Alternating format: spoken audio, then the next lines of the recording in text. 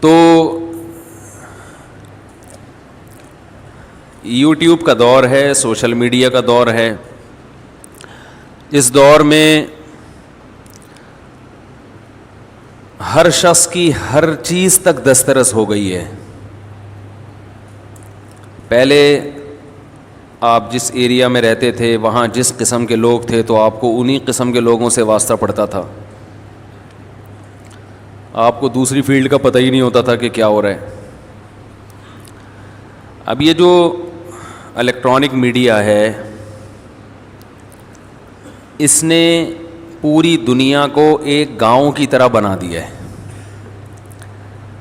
پہلے ایسا ہوتا تھا نا کہ آپ کو اپنے گاؤں کے بندوں میں سے ایک ایک کا پتہ ہوتا تھا کہ یہ کیا کرتا ہے، اس کے ابا کیسے تھے، اس کے دادا کیسے تھے، اس کے کتنے بچے ہیں، اس کے اپنے گھر سے تعلقات صحیح ہیں خراب ہیں. گاؤں میں لوگوں کو پتہ ہوتا ہے نا، کہتے ہیں تو اپنا گرائی ہے، گرائی اس کو تو سب پتہ ہے.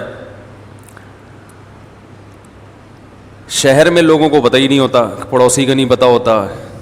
آبادی اتنی ہے، زندگی اتنی تیز ہے کہ کسی کو کسی کا پتہ نہیں ہوتا. ایسے بھی واقعات ہوئے ہیں کہ پڑوسی کا انتقال ہو گیا تو لاش کی بدبو سے پتہ چلا کہ یہاں کسی کا انتقال ہوا ہے. لیکن جب سے یہ میڈیا جو ابھی الیکٹرانک میڈیا جو بہت تیزی سے دنیا میں پھیلا ہے، موبائل فون، انٹرنیٹ، اس نے دنیا کو ایک گلوبل ولیج کی طرح بنا دیا ہے. گلوبل ولیج بنا دیا ہے، اس نے ایک گاؤں کی طرح بنا دیا ہے. اب ہر شخص کی ہر جگہ تک رسائی ہے، اور شاید اس میں یہ حکمت ہو کہ اللہ تعالی حق اور باطل کو واضح کرنا چاہتے ہیں. قیامت جیسے جیسے قریب آ رہی ہے نا، اللہ تعالیٰ اپنے بندوں پر حجت کو تام کر رہے ہیں کہ کسی کو یہ کہنے کا موقع نہ ملے کہ اے اللہ مجھے نہیں پتہ چلا کہ صحیح کیا ہے اور غلط کیا ہے. بٹن دباؤ ہر چیز تک پہنچ جاتا ہے آدمی. تو اس میں جب انسان ہر چیز تک پہنچتا ہے تو اس میں غلط چیزیں بھی ہیں اور صحیح چیزیں بھی ہیں، غلط گائیڈنس بھی ہے اور صحیح گائیڈنس بھی ہے. اس میں پھر یہ فیصلہ کرنا کہ صحیح گائیڈنس کون سی ہے اور غلط گائیڈنس کون سی ہے، یہ فیصلہ کرنا اصل کمال ہے. میں سمجھا پا رہا ہوں اپنی بات؟ یہ جو الفاظ ہے نا، بولو نا بھائی کیا ہو گیا، بولتے کیوں نہیں؟ کئی لوگوں کو اعتراض ہو رہا ہے کہ اس کو ختم کریں، تو میں کوشش کر رہا ہوں اس کو میں مارکیٹ سے شارٹ کروں. ہمارے اپنے رشتہ داروں نے کہا ہے کہ جو بڑے ہیں، خاندان کے بڑے بزرگ ہیں، تقیہ کلام بن چکا ہے نا، تو اس لیے میں تھوڑا سا کوشش کر رہا ہوں.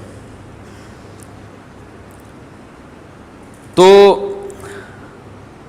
میں چونکہ یوٹیوب پہ ویڈیوز دیکھتا رہتا ہوں، مختلف قسم کے موٹیویشنل اسپیکرز کی بھی،